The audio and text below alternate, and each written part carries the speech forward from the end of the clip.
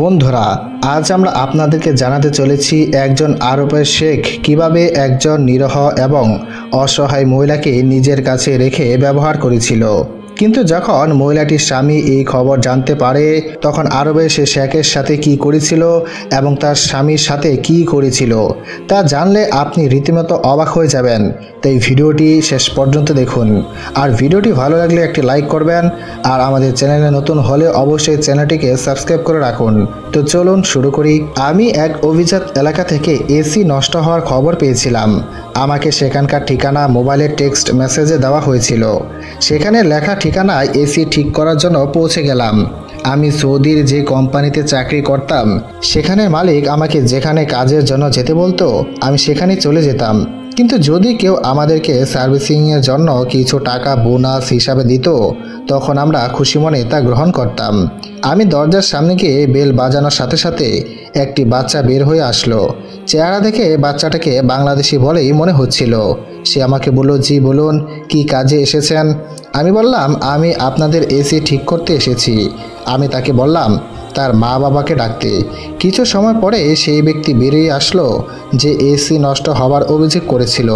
লোকটিকে দেখে আমি খুব অবাক হয়েছিলাম, কারণ সে ছিল একজন আরব। আবার অনেক ক্ষেত্রে এটাও স্বাভাবিক যে বাংলাদেশে কোনো মহিলার সাথে আরবের কোনো পুরুষের বিয়ে হয়, কারণ সেই বাচ্চাটা একদম স্পষ্টভাবে বাংলায় কথা বলছিল আর তাকে দেখে কোনো অংশেই আরবের বলে মনে হচ্ছিল না। আমি আমার প্রয়োজনীয় জিনিসপত্র নিয়ে তাদের ঘরে ঢুকলাম। সে আমাকে বাসার ড্রয়িং রুমে নিয়ে গেল, যে রুমে এসি ছিল। আমি এসির কাজ করতে শুরু করলাম। 1 ঘন্টা যাবৎ আমি এসি ঠিক করলাম। যখন আমি চলে যাব তখন সেই ব্যক্তি আমাকে বলল, 1 কাপ চা খেয়ে যাবেন। লোকটা খুবই ভালো চরিত্রের একজন মানুষ ছিলেন আর খুবই নরম মনের অধিকারী ছিলেন। নয়তো আমাদের মতো কাজের লোকদেরকে চা খাওয়ানোর জন্য কে জিজ্ঞেস করে। আমি আমার পকেট থেকে রুমাল বের করে গাম মুছতে শুরু করলাম। তখনই তার স্ত্রী চা বানিয়ে নিয়ে ভেতরে ঢুকে আসলো। আমি অবাক হয়ে গেলাম। সে আর কেউ নয়, বরং সে ছিল মরিয়ম, আমার স্ত্রী মরিয়ম। এটা কি করে হতে পারে? আমার মাথা ঘুরতে শুরু করলো। মরিয়ম কিভাবে জীবিত থাকতে পারে? আমি সব কিছু ভুলে গিয়ে দৌড়ে মরিয়মের সামনে গিয়ে দাঁড়ালাম। আমি বিস্ময় দৃষ্টিতে তার দিকে তাকিয়ে থাকলাম এবং বললাম, মরিয়ম, তুমি এখানে কি করে এলে? ঠিক তখনই সেই লোক আমার পেছনে এসে দাঁড়িয়ে বলল, এটা কোন ধরনের অভদ্রতা? আমার স্ত্রী থেকে দূরে সরে যাও। কিন্তু আমার দৃঢ় বিশ্বাস ছিল যে সে ছিল মরিয়ম। মরিয়ম কি করে ওই লোকের স্ত্রী হতে পারে? কিন্তু ওই লোক মরিয়মকে জরিনা বলে ডাকছিল। সে বলল, জরিনা, তুমি ভিতরে যাও। আমি তাকে বললাম, সে আমার স্ত্রী। আপনি কিভাবে অন্য কারো স্ত্রীকে বিয়ে করতে পারেন? আমার মুখে এই কথা শোনার সাথে ওই লোকটা আমার শার্টের কলার ধরে ফেললো আর চোখ রাঙিয়ে বলল, খবরদার, আমার স্ত্রীকে নিয়ে কোনো বাজে কথা বলবে না। সে শুধু আমার স্ত্রী। মরিয়ম চিন্তিত হয়ে রুম থেকে বাইরে চলে গেল। আমি রাগান্বিত কণ্ঠে সৌদির ওই ব্যক্তিকে বললাম, তুমি আমার স্ত্রীকে কিডন্যাপ করেছ? আমি তোমাকে ছাড়ব না। ওই লোক আমাকে তার বাড়ি থেকে ধাক্কা দিয়ে বের করে দিল। আমার মাথা খুব ব্যথা করছিল, একই সাথে মাথা ঘুরছিল। আমার স্ত্রী আমার মরিয়ম, এটা আমার চোখের ভুল? কখনো হতেই পারে না। সে কিভাবে আমার স্ত্রী হওয়া সত্ত্বেও ওই লোককে বিয়ে করতে পারে? এটা কোনোভাবেই সম্ভব হতে পারে না। এসবই ভাবতে ভাবতে আমি কোনো রকম রোড পর্যন্ত পৌঁছালাম। আমি একজন পুরুষ মানুষ হয়েও কাঁদতে সেদিন বাধ্য হয়েছিলাম। 8 বছর আগে মরিয়ম আমার স্ত্রী হিসাবে আমার জীবনে এসেছিল। আমি কি করে তা ভুলে যেতে পারি? সেই রাত ছিল আমার জীবনের সবচেয়ে সুন্দর রাত। মরিয়ম অসম্ভব সুন্দরীদের একজন ছিল। আমি একজন এসি মোটর মেকানিক। আমি খুবই গরিব ঘরের ছেলে। মরিয়ম দারিদ্র পরিবারের সন্তান ছিল। আমার যখন মরিয়মের সাথে বিয়ে ঠিক হয়েছিল তখন আমি তাকে দেখিও নি, শুধু একটু জানতে পেরেছিলাম মেয়েটা এতটাই গরিব যে মেয়ের বিয়ের সময় বাবা মা বিয়ের পোশাক ছাড়া বাড়তি কোনো কিছুই দিতে পারবে না। আমার বাবা মা এই বিয়েতে খুশি ছিল না, কারণ তারা কখনোই যৌতুক ছাড়া আমাকে বিয়ে দিতে চাননি। কিন্তু মেয়েটা এতটাই সুন্দর ছিল যে আমি তাকে ফিরে দিতে পারিনি। আমার মা বাবা এটা মেনে নিয়েছিলেন যে আর যাই হোক, মেয়ে তো সুন্দর। আমি যখন বিয়ের প্রথম রাতে ঘুমটা উঠিয়ে মরিয়মকে দেখলাম, আমার জ্ঞান হারানোর উপক্রম হলো। কয়েক মুহূর্তের জন্য আমি চোখের পলক ফেলতে ভুলে গিয়েছিলাম। আমি আমার নিজের সৌভাগ্যকে বিশ্বাস করতে পারছিলাম না। নিজের স্ত্রীর প্রতি ভালোবাসার সবার মতো আমারও দিন দিন বাড়তে শুরু করলো। কিন্তু এই বিষয়টি হয়তো আমার মায়ের ভালো লাগতো না। যখন আমি কাজ থেকে বাড়িতে ফিরে আসতাম তখন আমার ইচ্ছে হতো বাকিটা সময় আমার স্ত্রীর সাথে কাটাবো, কিন্তু আমার মা আমাকে অনেক রাত পর্যন্ত তার রুমে বসিয়ে রাখতেন। সে বলতো, তুমি বিয়ের পর আমাদের পুরো পরিবারকে ভুলে গিয়েছো। আমি মাকে বোঝাতাম যে এরকম কিছুই নয়, আমার বাবা সবসময় অসুস্থ থাকতো, এজন্য রাতের বেলা আমি আমার বাবার পা টিপে দিয়ে ঘুমাতাম। কিন্তু আমি জানি না আমার মা কেন রাতভর আমাকে কথার জালে আটকে রাখতেন। যতক্ষণে আমি আমার ঘরে গিয়ে পৌঁছালাম ততক্ষণে মরিয়ম রাগ করে ঘুমিয়ে পড়তো। সকালবেলা তাড়াতাড়ি আমাকে কাজের জন্য যেতে হতো। যে কোম্পানিতে আমি কাজ করতাম সে কোম্পানির মালিক আমার কাজ অনেক পছন্দ হতে শুরু করলো। একদিন কোম্পানির মালিক আমাকে বলে, শোনো, আমার বড় ভাই সৌদি আরবে একই কাজ করে, তুমি যদি সেখানে গিয়ে তার কোম্পানিতে কাজ করো তাহলে তোমার রোজগার দ্বিগুণ হয়ে যাবে। আমি রাজি হয়ে গেলাম। যখন আমি এই খবর আমার মা বাবাকে শোনালাম তখন আমার মা বাবা অনেক খুশি হয়ে গেলেন, কিন্তু মরিয়ম খুব উদাস হয়ে পড়ল। সে বলল, আমাকে তোমার সাথে করে নিয়ে যাও। আমি বললাম, আগে আমাকে সেখানে গিয়ে আমার চাকরিটা পাকাপোক্ত করতে দাও, তারপর আমি তোমাকেও নিয়ে যাব। তখন সে বলল, তুমি আমার সাথে শুধু শুধু বাহানা করছো, সেখানে গিয়ে তুমি আমাকে ভুলে যাবে, আর এখানে তোমার মা আমার জীবন জাহান্নাম বানিয়ে ফেলবে। সারাদিন সে আমাকে এক মুহূর্তের জন্য শান্তিতে থাকতে দেয় না, সারাটা দিন সে আমাকে দিয়ে কাজ করায়। তুমি থাকলে আমার রাতগুলো শান্তিতে কেটে যায়, নয়তো সম্ভব হলে সে আমাকে সারা রাতভর কাজই করাতো। মরিয়মের কথা কোথাও না কোথাও ঠিক ছিল। আমার মা খুবই কর্কশ স্বভাবের অধিকারী ছিলেন। আমার মা কখনোই পছন্দ করতেন না যে আমি আমার স্ত্রীর সাথে ভালো থাকি, তার সাথে সুখের সময় কাটাই। তার চিন্তা ভাবনা পুরোনো আমলদের মানুষদের মতো ছিল। সে ভাবত বাড়ির বউরা হচ্ছে বাড়ির গোলাম, আর বাড়ির ছেলেরা নিজের আঁচলে বেঁধে রাখতে হবে যাতে তার বউয়ের দ্বারা বশ না হয়ে যায়। আমি সব কিছুই জানতাম, আর আমি চেয়েছিলাম সৌদি আরব গিয়ে কিছু টাকা জমিয়ে মরিয়মকে আমি আমার নিজের কাছে নিয়ে আসব।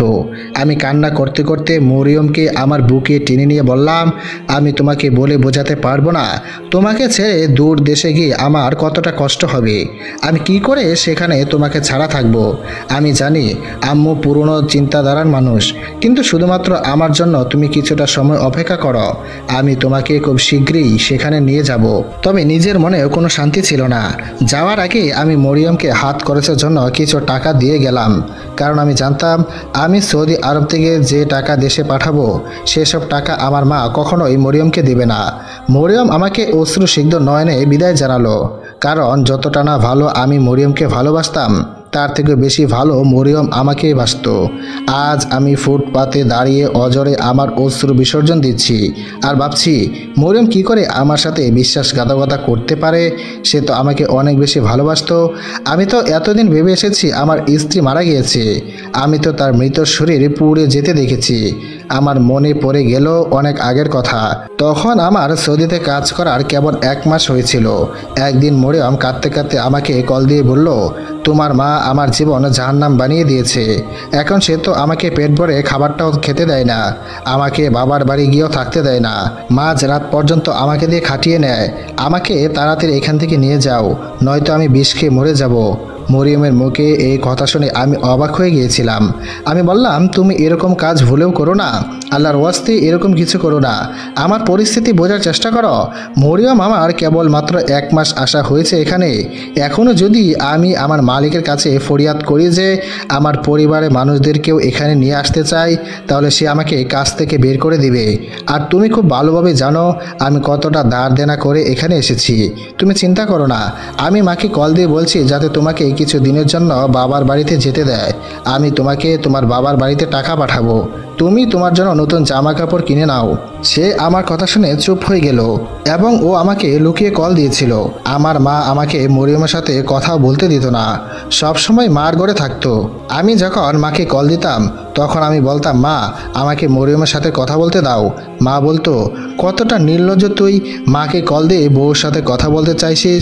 কোনো প্রয়োজন নেই প্রতিদিন বউর সাথে কথা বলার। যদি সব সময় ওর সাথে কথা বলতে থাকিস তাহলে কাজে মনোযোগ দিবি কি করে? আম্মা আমাকে এভাবে কথা শুনে কল কেটে দিত। একদিন রাতে আমি মাকে কল দিয়ে বললাম, মরিয়মকে কিছু দিনের জন্য ওর বাবার বাড়িতে পাঠিয়ে দিন। তখন আমার মা বলল, কেন? শ্বশুর বাড়িতে তোমার বউর থাকতে খুব কষ্ট হচ্ছে বুঝি? আমি বললাম, বিষয়টা সেরকম নয়। কতদিন হয়ে গেছে ওর বাবার বাড়িতে যায় না, কিছুদিন ওকে একটু বেরিয়ে আসতে দিন। যাই হোক না কেন, আমি কোনোভাবেই আমার মাকে রাজি করিয়েছিলাম। তারপর আমি মরিয়মকে তার বাবার বাড়ির ঠিকানায় টাকাও পাঠিয়েছিলাম। ও যখন বাবার বাড়িতে থাকতো ততদিন আমার সাথে কথা হতো ঠিকমতো। মরিয়ম আমাকে বলল, জোনায়েদ, তোমার মা আমার উপর হাত তুলতে শুরু করেছে। জোনায়েদ, আজকাল আমার শরীরটা ভালো থাকে না। আমি আমার স্ত্রীর প্রতি আমার মা বাবার আচরণে খুবই কষ্ট পেতাম, কিন্তু আমার সৌদি আরবের পরিস্থিতি অতটা ভালো ছিল না যে আমি মরিয়মকে তখনই নিয়ে আসব। একদিন আমি এসব ভাবতে ভাবতে গভীর চিন্তায় মগ্ন হয়ে বসেছিলাম। তখন আমি আমার মানিব্যাগে থাকা মরিয়মের ছবিটা দেখছিলাম। হঠাৎ আমার মালিক এসে দেখে ফেললেন।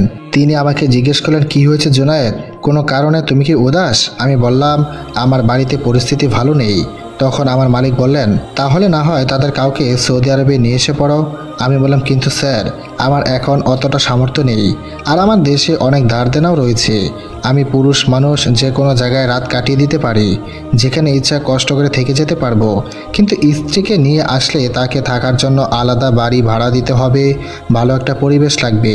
কিন্তু সে সকল কিছুর বন্দোবস্ত করার মতো আর্থিক অবস্থা এখন আমার নেই স্যার। স্যার আমাকে বললেন, তুমি আমার কাছ থেকে কিছু টাকা ধার নাও, তোমার বেতন থেকে অল্প অল্প করে টাকা কেটে না হয় শোধ করে দিও। আমি একটা ভালো বাসা চিনে রেখেছি। এখানে বাসাটা ছোট্ট তবে সুন্দর, সব কিছুর ব্যবস্থা রয়েছে, ভাড়াও কম। তোমরা স্বামী স্ত্রী খুব ভালোভাবে থাকতে পারবে। স্যারের মুখে এই কথা শুনে আমি খুশি হয়ে গেলাম। আমার অনেক বড় সমস্যার সমাধান হয়ে গিয়েছিল। আমি যখন আমার মাকে জানালাম যে আমি মরিয়মকে আমার কাছে নিয়ে আসব, মা বললেন তার কোনো প্রয়োজন নেই, সে এখানে আমাদের সাথে থাকবে। আমি বললাম, আমি এখানে আমার স্ত্রীকে ছাড়া থাকতে পারছি না, কারণ আমি মরিয়মকে আমার কাছে নিয়ে আসতে চাই। আমার স্পষ্ট কথা শুনে আমার মা আমার উপর রেগে গেলেন, কিন্তু তৎক্ষণাৎ আমার বাবা মায়ের কাছ থেকে ফোন কেড়ে নিলেন। তিনি বললেন তিনি নিজে মরিয়মকে এয়ারপোর্টে রেখে যাবেন। আব্বা আমাকে কোনো চিন্তা না করতে বললেন। আমার মন শান্ত হয়ে গেল। আমি যখন আমার মালিককে জানালাম যে আমি আমার স্ত্রীকে সৌদি নিয়ে আসতে চাই, তিনি ভিসা আর টিকিটের ব্যবস্থাও করে দিলেন। আমি টিকিটের হিসাব মরিয়মকে পাঠিয়ে দিলাম। মরিয়মের ফ্লাইট দুবাই থেকে সৌদি আসতো। আমি যখন কিছুটা দেরি করে এয়ারপোর্টে পৌঁছালাম, ততক্ষণে ফ্লাইট পৌঁছে গিয়েছিল। আমি মনে মনে অনেক খুশি হয়েছিলাম। ঘরের বন্দোবস্ত হয়ে গিয়েছিল। অনেক আগ্রহের সাথে আমি মরিয়মের আসার অপেক্ষা করছিলাম, কিন্তু আমার অস্থিরতা তখন বাড়তে শুরু করলো যখন আমি দেখলাম সকল যাত্রীরা একে একে বের হয়ে আসলো, কিন্তু মরিয়ম আসলো না। আমার খুবই অস্থির লাগছিল। আমি সেখানকার স্টাফদের জানালাম যে আমার স্ত্রী এখনও বাইরে বের হয়ে আসেনি। তারা জানালো সেই ফ্লাইটের সকলে ইতিমধ্যে বাইরে এসে পড়েছে। আমি খুবই চিন্তায় পড়ে গেলাম, কোথায় গেল আমার মরিয়ম? আমি আমার মালিককে সবটা খুলে বললাম। আমার মালিক বললেন, আমি এই মুহূর্তে তোমার এয়ারপোর্টে এসে পৌঁছেছি। আমার মালিক এয়ারপোর্টে আসলেন। তিনি বললেন, এখানে আমার পরিচিত একজন আছেন, তার মাধ্যমে আমি তোমার স্ত্রীর খোঁজ করব। কিছুক্ষণ পর আমার মালিক বের হয়ে আসলেন। তিনি বললেন, জোনায়েদ, তোমার স্ত্রী দুবাই এয়ারপোর্ট পর্যন্ত ফ্লাইটেই ছিল, এরপর সে আর ফ্লাইটে ওঠেনি, সে দুবাই নেমে গিয়েছে। এই কথা শুনে আমার জ্ঞান হারানোর উপক্রম হলো। মরিয়ম কিভাবে এত বড় ভুল করতে পারে?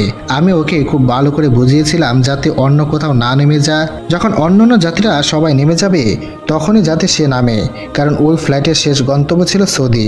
কিভাবে এত বড় ভুল করতে পারে? যেন আমার মনে হচ্ছিল আমার হৃৎপিণ্ড শরীর থেকে বের হয়ে যাবে। আমি সেখানেই হাঁটু গেড়ে বসে কাঁদতে শুরু করলাম। এক অচেনা শহরে না জানি আমার মরিয়ম কোথায় গেছে। আমি এখন কি করে তাকে খুঁজবো?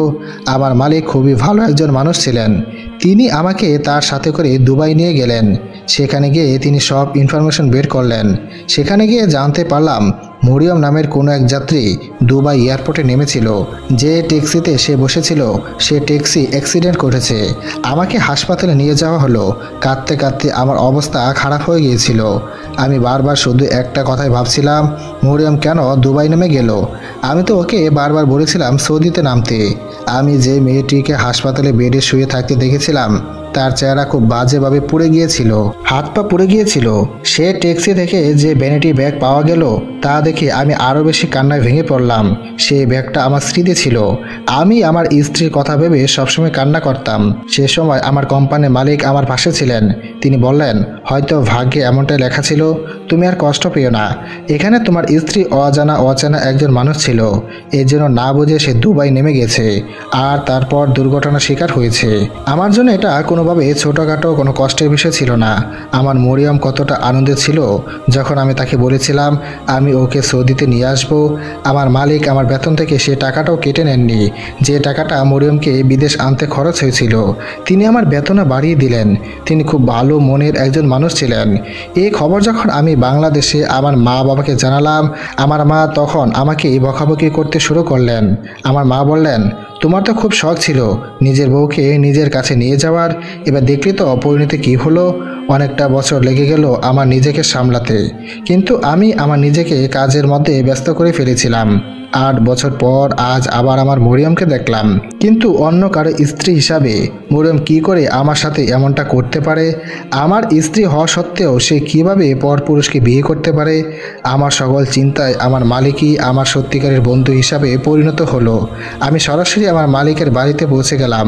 আমি যখন সব কথা আমার মালিককে বললাম, তিনি অবাক হয়ে গেলেন। তিনি বললেন, তোমার হয়তো কোথাও ভুল হচ্ছে। ওই মেয়ে কী করে তোমার স্ত্রী হতে পারে? সে তো মারা গেছে। যেন মনে হচ্ছিল তিনি কথাগুলো শুধু মুখেই বলছেন, কিন্তু তার নিজেরও কথার সন্দেহ রয়ে গিয়েছে। আমি বললাম, এরকমটা হতেই পারে না। সে আমার স্ত্রী, সে আমার মরিয়ম। আমি আমার স্ত্রীকে চিনতে কখনোই ভুল করতে পারি না। আমার জন্য এটা খুবই কষ্টের বিষয় ছিল যে আমার স্ত্রী অন্য কোনো পরপুরুষের স্ত্রী হয়ে জীবন কাটাচ্ছে। আমার মালিক বললেন, সে হয়তো অন্য কেউ হবে। তুমি তো নিজেই তোমার মৃত স্ত্রীকে শনাক্ত করেছিলে। আমি যখন বললাম আমি যে মেয়েটাকে দেখেছিলাম সেই মেয়ের চেহারা সম্পূর্ণ আগুনে পুড়ে গিয়েছিল। আমি জানি না সেই মেয়েটি কে ছিল, কিন্তু আমি এটা জানি যে আমার স্ত্রী মরিয়ম সেই ব্যক্তির বাড়িতে আছে। আমাকে শুধু একটু বলুন, আপনি আমাকে সাহায্য করবেন কি না? আমার কথা শুনে স্যার কিছুটা ইতস্তত বোধ করে বললেন, কিন্তু এটা কিভাবে সম্ভব? ওই ব্যক্তি কোনো প্রবাসীও নয়, সেখানকার স্থানীয় ব্যক্তি। এগুলো করতে গেলে আমরা সমস্যায় পড়ে যেতে পারি। তিনি খুবই ঘাবড়ে গিয়েছিলেন। আমি আমার স্যারের কথা শুনে নিরাশ হয়ে গিয়েছিলাম, কিন্তু আমি কি করে আমার নিজের স্ত্রীকে একজন পর পুরুষের সাথে সহ্য করতাম? আমার রাতের ঘুম যেন হারাম হয়ে গিয়েছিল। আমি পরদিন সকালেও সেই বাড়িতে পৌঁছে গেলাম। দরজায় ও লোকটা খুললেন। আমাকে দেখে তিনি রেগে গেলেন। আমি বললাম, দেখুন ভাই, আপনি আমার কথা একবার মনোযোগ দিয়ে শুনুন। আপনার স্ত্রী আগে আমার স্ত্রী ছিল, সে মরিয়ম আমার স্ত্রী। তার সাথে এখন আমার ডিভোর্স হয়নি, তাই সে এখন আমার বিবাহিত স্ত্রী। আর ইসলামী শরীয়ত অনুযায়ী কোনো মহিলা একটি বিবাহ বন্ধনে আবদ্ধ থাকা অবস্থায় অপর পুরুষকে বিয়ে করতে পারে না। এটা আমাদের শরীয়ত অনুযায়ী না জায়েজ। সে যদি আপনাকে পরবর্তীতে বিয়ে করেও থাকে, তবু যতদিন পর্যন্ত আমি তাকে ডিভোর্স না দিচ্ছি আপনাদের বিয়ে কোনোভাবে সম্ভব না। যদি আপনি আমার কথা বিশ্বাস না করেন, তাহলে যে কোনো আলেমের কাছ থেকে আপনি তাদের বক্তব্য শুনতে পারেন।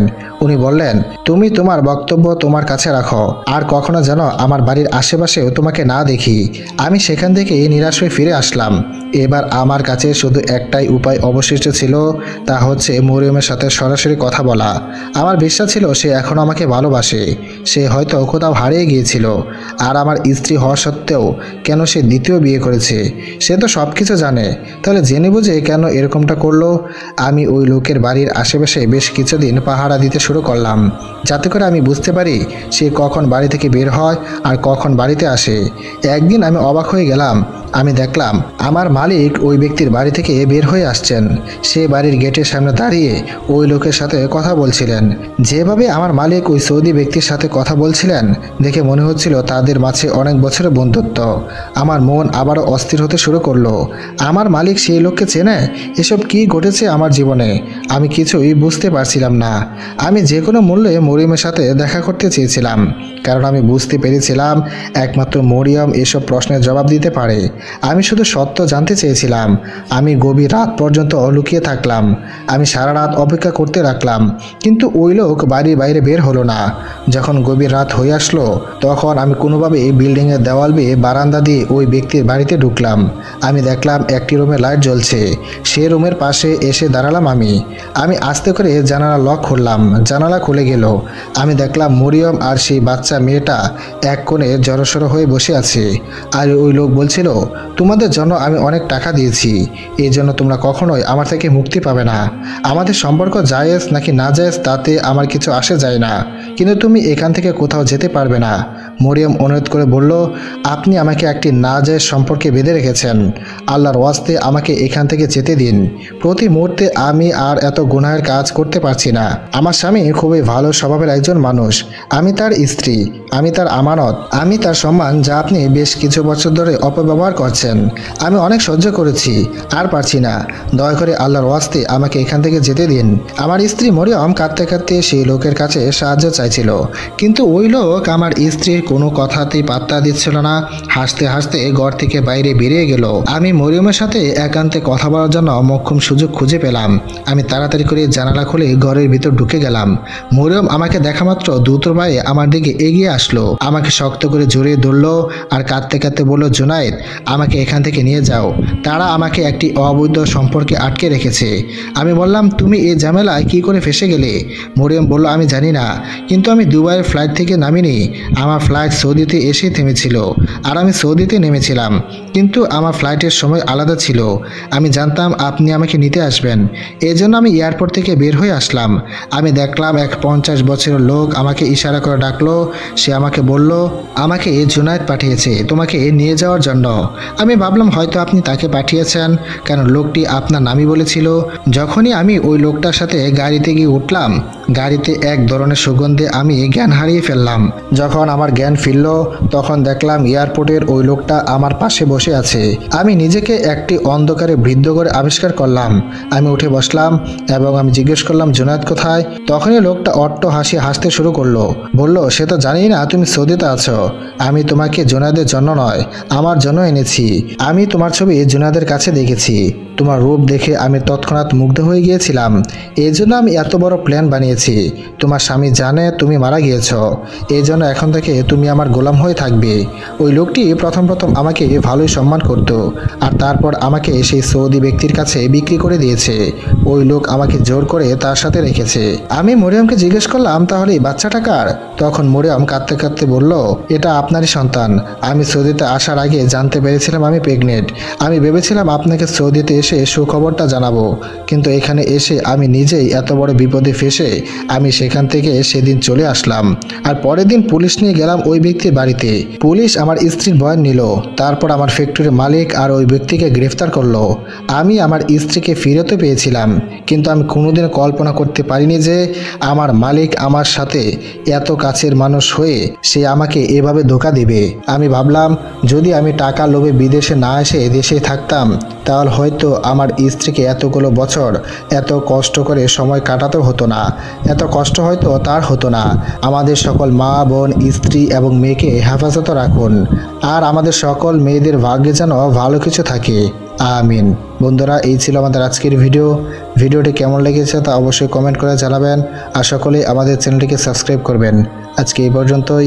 আপনারা ভালো থাকুন, সুস্থ থাকুন। আল্লাহ হাফেজ।